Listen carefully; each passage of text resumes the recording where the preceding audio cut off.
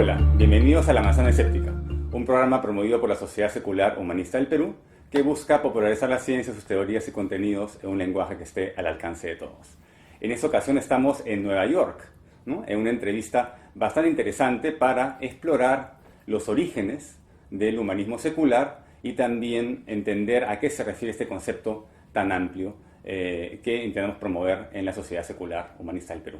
So now we have Jonathan Engel, that is the former president of the Secular Society at New York City, and he's going to explain the origin of the word, or the different meanings, and what do secular humanists do in actual life. So Jonathan Engel holds a bachelor's degree in history for the University of Buffalo and a Juris Doctoral degree for Hofstra University School of Law. He has over 20 years of experience as a practicing attorney and has also worked as a consultant to non-profit corporations, particularly in the areas of health, mental health, substance abuse treatment, and supportive housing for homeless. He is currently the president of the Secular Humanistic Society of New York. So Jonathan, welcome to the program. Thank you very much. Glad to be here. Maybe we can start with the main concept. No?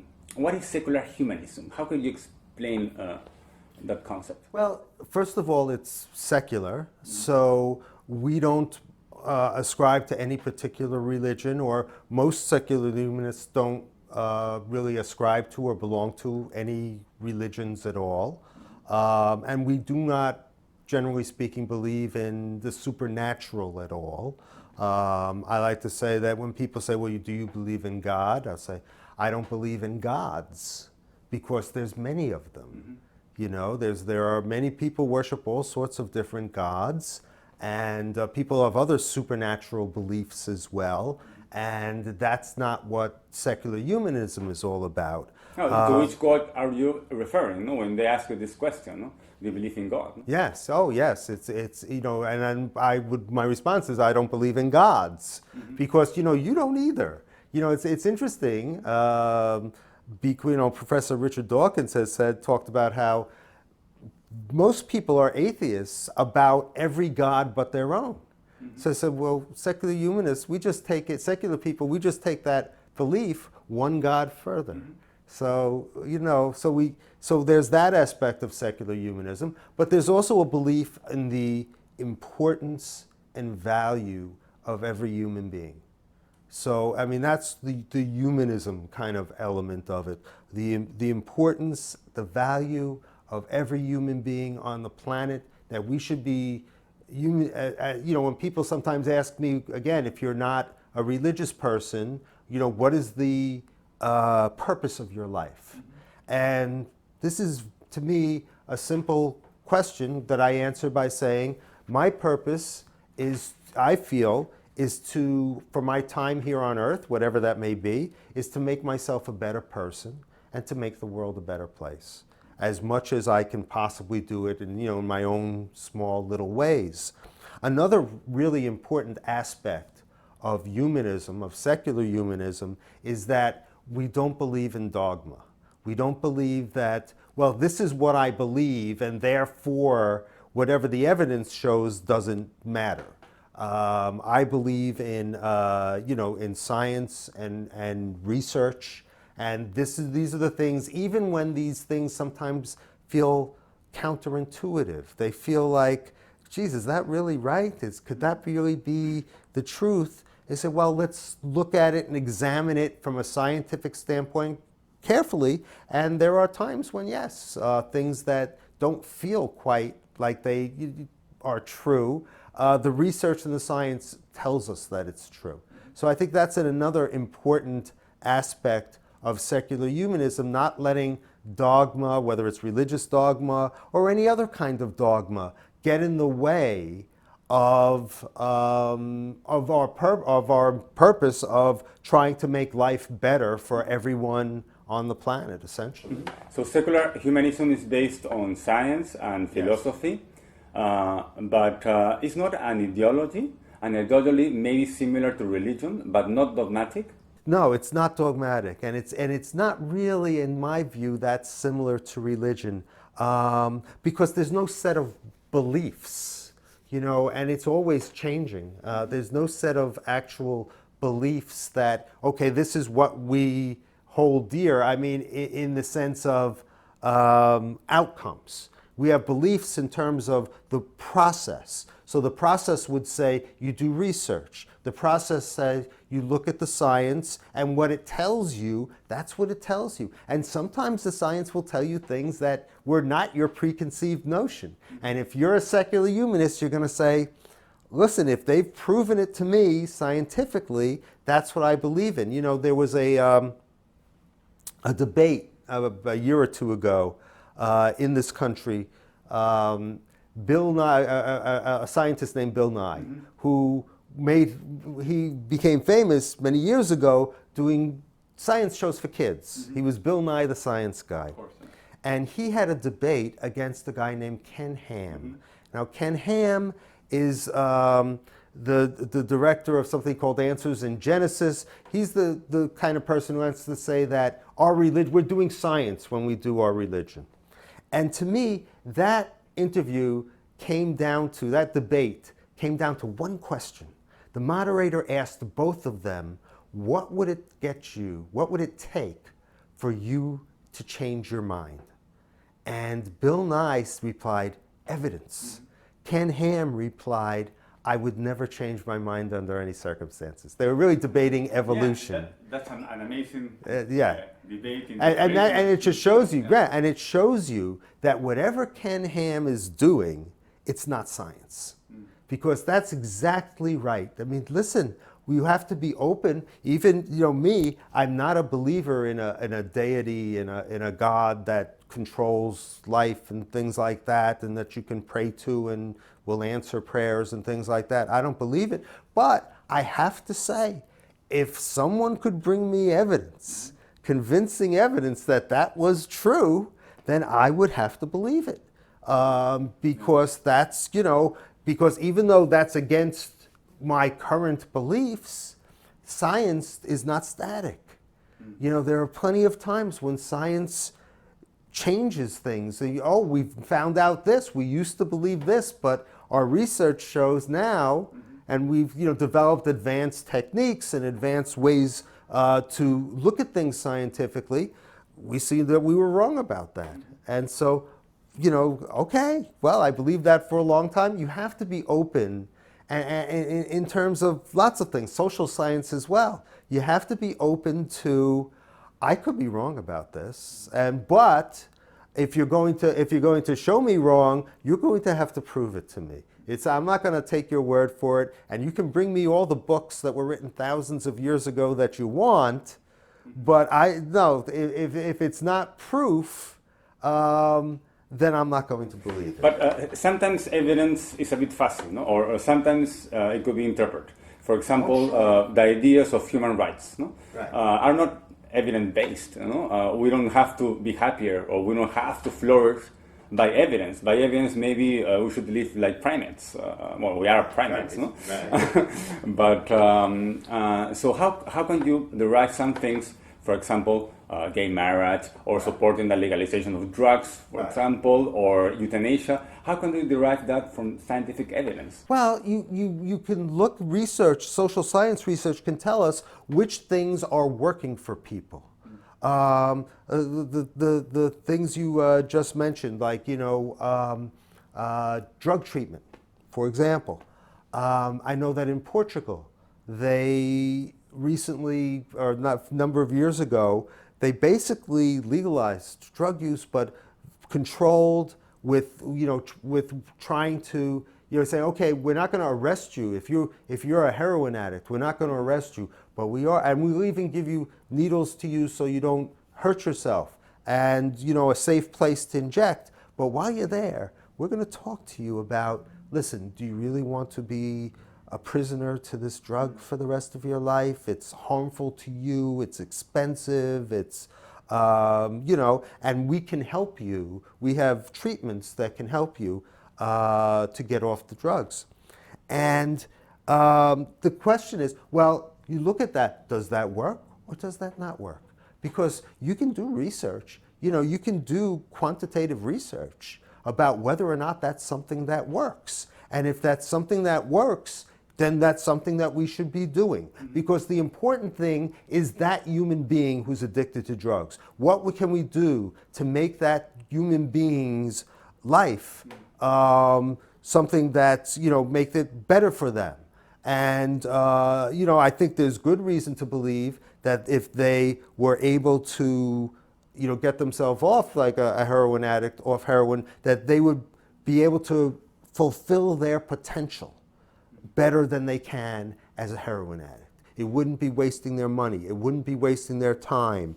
It wouldn't throw in all the other dangers of being a heroin, dangers of overdosing or something like that.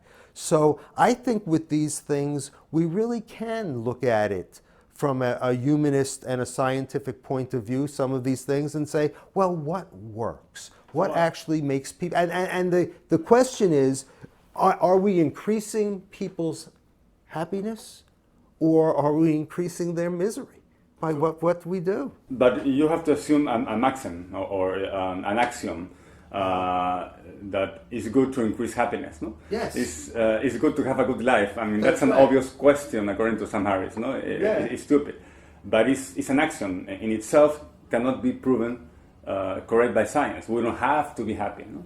No, we don't have it's just to be something happy, we have to assume out of common sense. I think so. Yeah, I think so. That we can assume by common sense. I mean, I think most people would choose that if given the opportunity. But it's also a question not just of happiness, but of human development. What is the best person that you can be?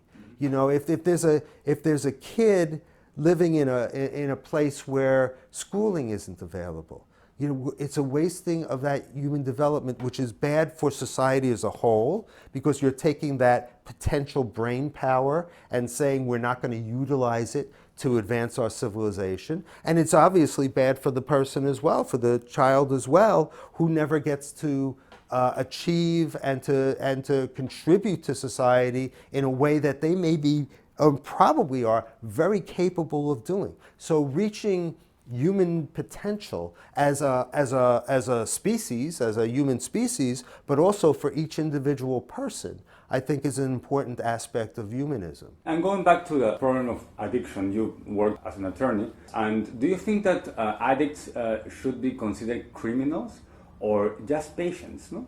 Patients.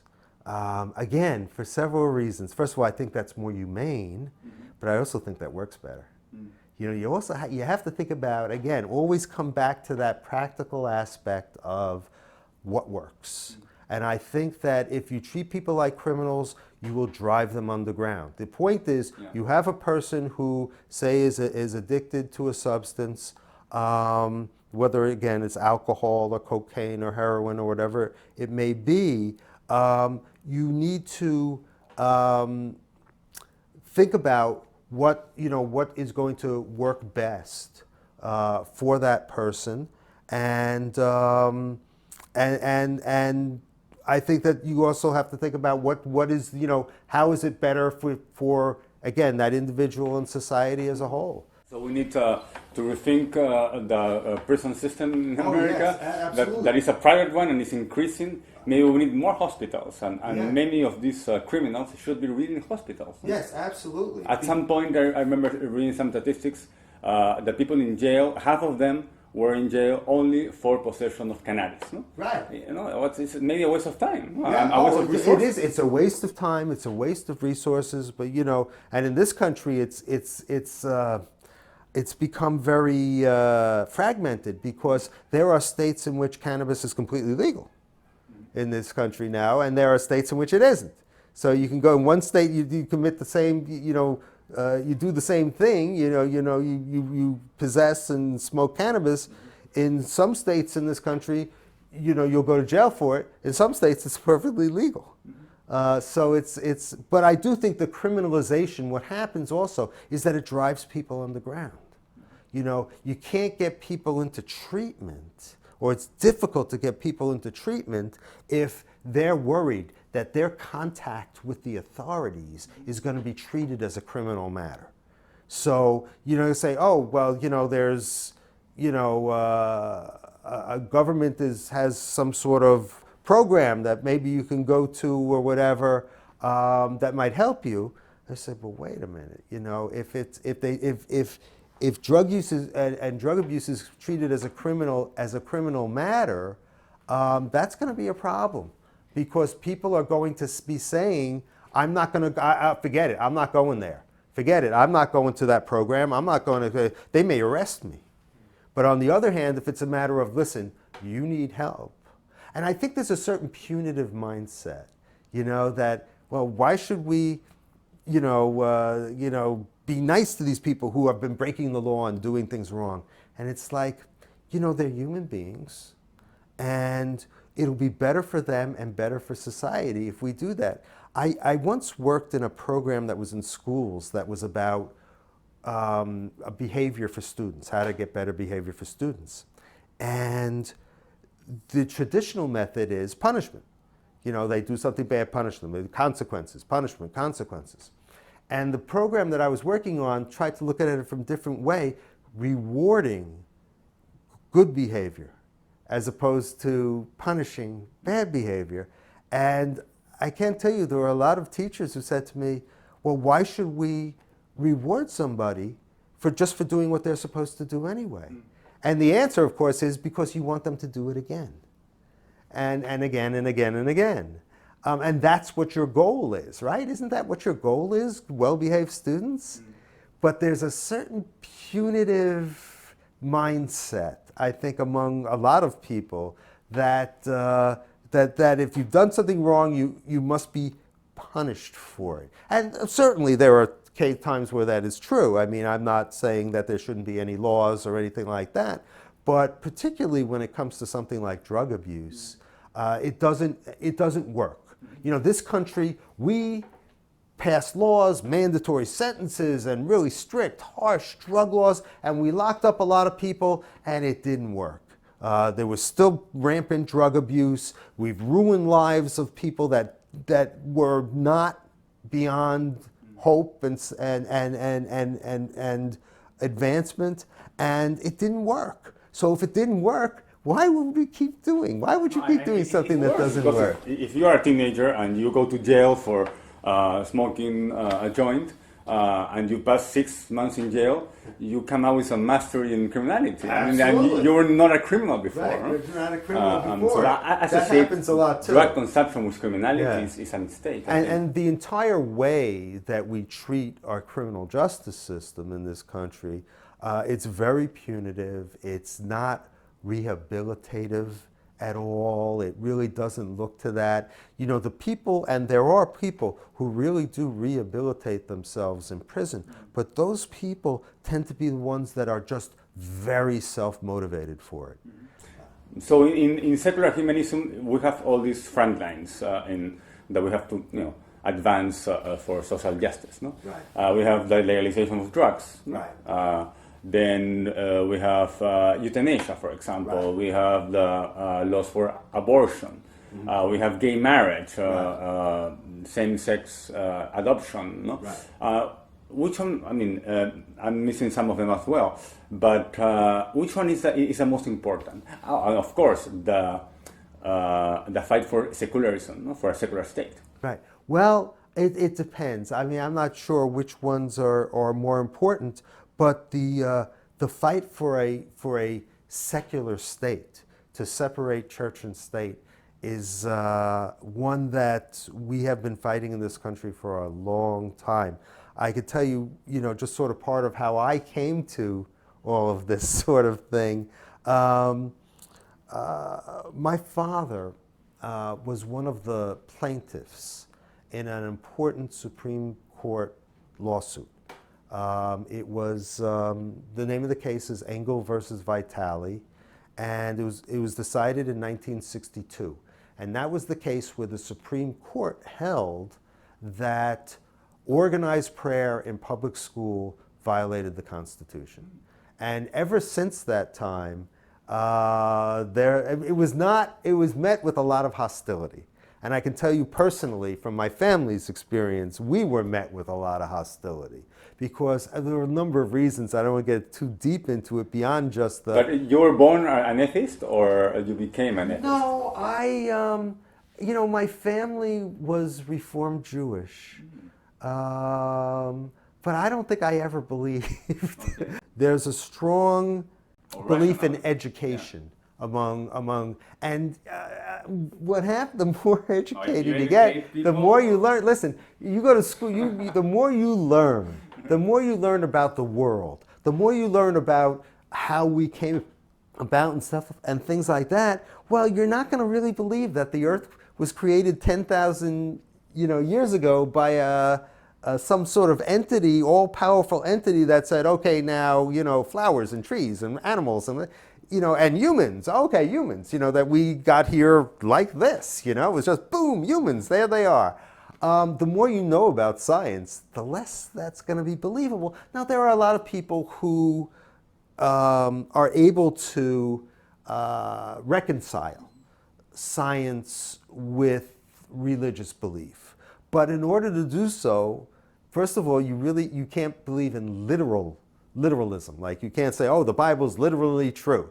If you do that, you can't, reconcile that with belief in science. I mean, but there are people who sort of, yes, I believe in science, etc., but I still practice the religion. I mean, listen, for a lot of people, it was funny. I'll tell you something. I saw my mother yesterday, and this is the Jewish New Year. My mother's 95, and she said to me on Monday, she said she went to temple, for the Jewish New Year, and she told me she felt guilty. I said, why'd you feel guilty? And she said, because of you. And I laughed, and I said, you don't have to feel guilty. Now, my mother likes to go to temple. She doesn't believe in the supernatural, but she likes the music. And there's certain aspects of the tradition that she likes, and that's fine too. Can you have tradition and rituals without believing in the supernatural? Absolutely, absolutely. We have so many. I have, I'm married. I have 2 children, 2 sons, 30 and 27, and we have all sorts of rituals and traditions. Just among our family. Now, there are some Jewish traditions that I still follow because I like the idea of them. Every year on my father's birthday, or the day that my father passed away, and my wife, her parents both passed away, those days, we light a candle. And so we think of them a little bit. And I think that's kind of nice. It's got nothing to do with, I don't think, my father is still a part of me, but he doesn't speak directly to me. I mean, I understand that he speaks to me through our interactions through the years. So how do you develop an interest in secular humanism? Or it was first just atheism? Basically what happened, I didn't know too much about secular humanism, 10 years ago. But that's about when my father passed away, and my younger brother said, some of us should be talking about the case that my father was involved in, that Supreme Court case, because it shouldn't be forgotten. And this is my younger brother, and he said, and I think you're the guy to do it. So I said, okay. And then I started thinking, well, who would like to hear me talk about that case and about separation of church and state? So I started looking for some organizations. Secular Humanist Society of New York. They sound like they might be interested in here. And so I contacted them. Would you be interested? Yes. So I spoke to them. And then while I was there, I picked up a little of their literature, that sort of thing. I said, boy, these guys make a lot of sense to me. And so I became a member, and subsequently became a board member, and then subsequently became president. So you will say that by default, if you don't believe in a supernatural or in gods, you are a secular humanist. Well, I think if you're secular, whether you're a humanist or not would depend on how you feel about mankind. Because maybe you are a racist, or maybe you're a machist. Right. Although it's interesting, I've always, and one of the things that bothers me a lot is the assumption that if a person is religious, that they are ethical and moral. It can be proven wrong, But there's this assumption. And there's a corresponding assumption that if a person is not religious and doesn't believe in God or gods, that somehow they're dicey, they may not be so ethical and moral. And that, to me, that's something that's always really bothered me. Because, take a look around. Again, use your reason, use your science, use your powers of observation to see how many people who are very religious, the guys who flew those planes into the World Trade Center, they were very religious. They were. And yet what they did was completely immoral. And they killed thousands of innocent people. To me, it's like use your powers of observation. Now, there are plenty of people who are religious who are, ethical and moral people, and that's fine. But, for example, you didn't know me before today, and we both believe in secular humanism. Right. And you don't feel that you have a bit of a confidence, or maybe you know the person, because you invited me to your house and you didn't know me before.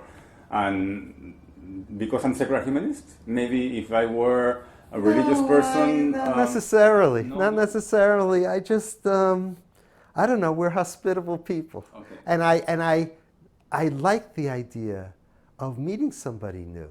It's meeting somebody from somewhere else.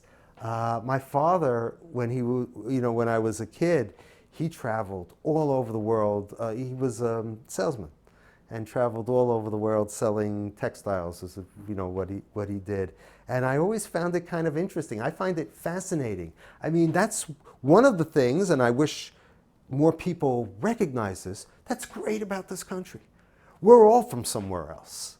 Unless you're a Native American, unless you're an indigenous person, we're all from somewhere else, and it's so interesting. And people who fear someone from somewhere else, I don't understand it. People from somewhere else, they bring different ideas, they bring different cultural things, music and food and all sorts of things like that. This is wonderful. That's why New York is so great. Because you can go to this neighborhood and you get, oh, well, how interesting. They do this or they do that, or what their customs are, or what their food is, or what their traditional dress might be.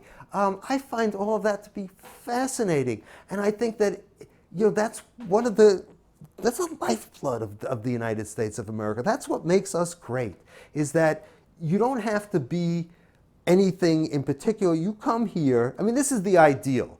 And frequently, Americans don't live up to this ideal. Mm-hmm. And right now, we are in a time when we're really not living up to this ideal, and it's very painful to me. Because that's it. You come here, and I'll tell you what, George Washington, first president of the United States, in 1790, he wrote a letter to a very small Jewish congregation in Newport, Rhode Island.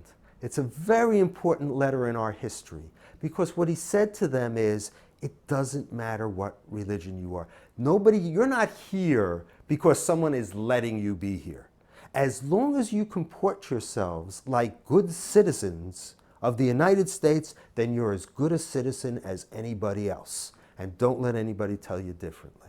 And that's what George Washington said. And that, to me, is something that's so important about what America is about. It's about that you come here, as long as you're willing to comport yourself like a good citizen and a good person, that, hey, you're one of us. And if you've got something to contribute, that's great. So many immigrants have... My father was an immigrant to this country. My father was born in Canada.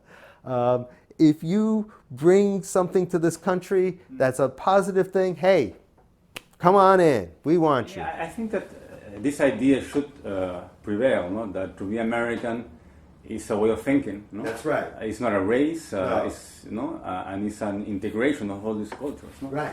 Well, how can we follow you? And how does a Peruvian Yeah.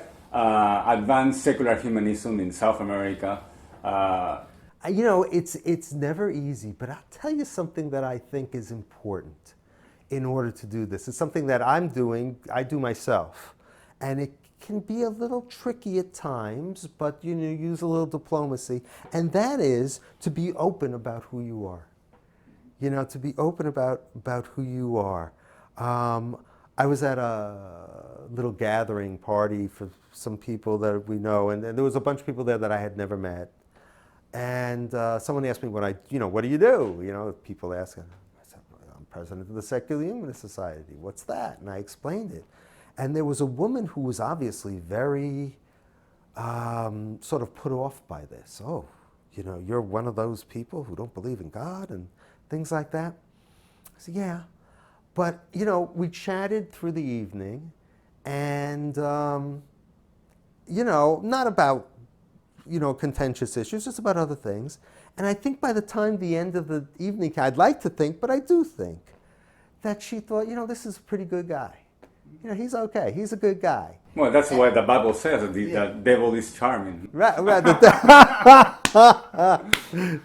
Yeah, well, being open and saying, because you know what, I liken it to, in this country, the gay rights movement in some ways. Because, you know, it was, you know, you could hold anti-homosexual views.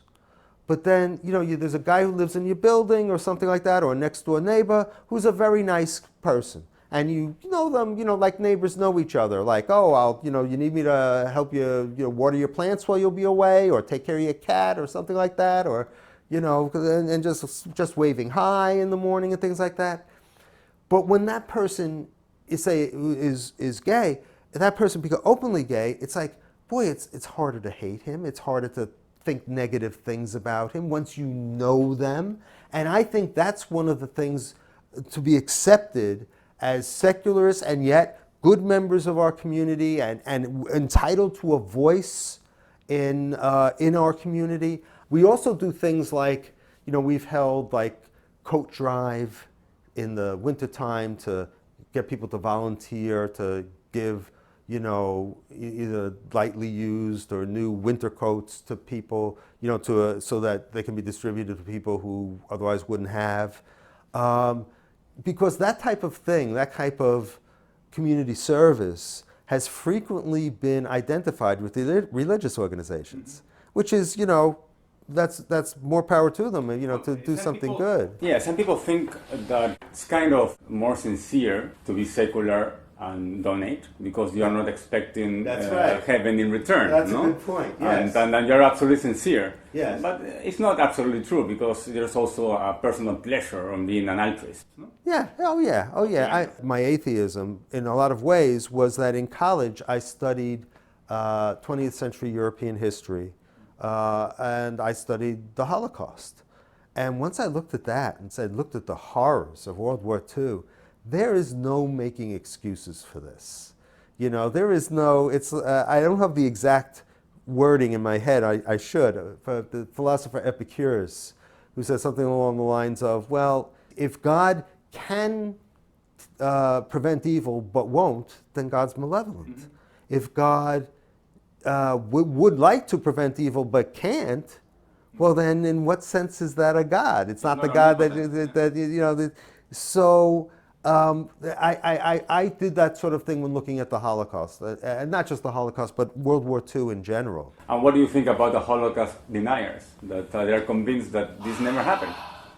I don't think that they are operating on evidence and science. I think that they are operating on their own, usually right-wing beliefs, that they, you know, a lot of people want to erase history. And in this country, we have a very strong problems with regard to the South in the Civil War. They deny everything. They deny that vaccine work. Right.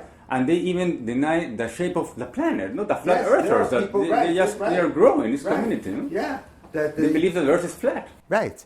And the anti-vaxxers, it's a terrible situation because they're not going with science. And, you know, and again, I'm the one, you know, there are a lot of people, again, politically If you haven't figured it out by now, I would say I'm a liberal person.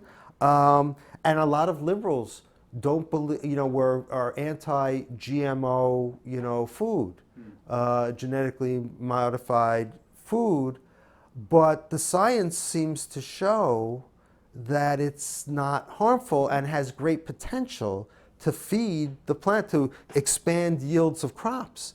And I'm like, to me, even though my initial thing might be, it sounds a little, iffy, but if the science shows that it is not harmful, then that's what I'm going to go with, and that's what I'm going to believe. And with regard to vaccines, the science shows, and a lot of people have come to the conclusion that it has something to do with autism vaccines. My older son is autistic, but Yeah, there's a correlation with autism and vaccination, but it's just a correlation. That's there's right. no It's not causation. And there's correlation with many things. No? That's right, of course. And I've looked at the science, and if I had another child, of course I would have them vaccinated. My son's autism is what it is, but of course I would have my son because, the science shows, and not to mention the fact, people talk about the same thing about flu shots. Oh, I'm not getting a flu shot. I've heard this or that about flu shots. It's like, do you know how many people die of influenza every year? I mean, it's a lot. It's a very serious illness. So, I would not subject a child to some of the, measles, something like that. We haven't had measles in this country. All of a sudden, we've got measles again. And it's not just, it's just a childhood thing. People die of measles. No, it's consideration for the whole population because you need something that is called herd immunity. That's right. To protect other people. That's right. That are maybe immune suppressed or they have other conditions that cannot be vaccinated. That's right, and that's a question to me also of your, morality. To say that it's not all about me. I have to be concerned with other people. Other people's children matter too. Bringing it back to humanism, a belief in the importance of every human being. That means that other people's children matter too. Okay, some last words. Maybe you want to talk directly to the Peruvians, secular Peruvians, to give them hope. There is hope. Martin Luther King said that the arc of history bends slowly, but it bends toward justice. And one of the things that is that's part of justice is that people are allowed to believe or not believe what they want.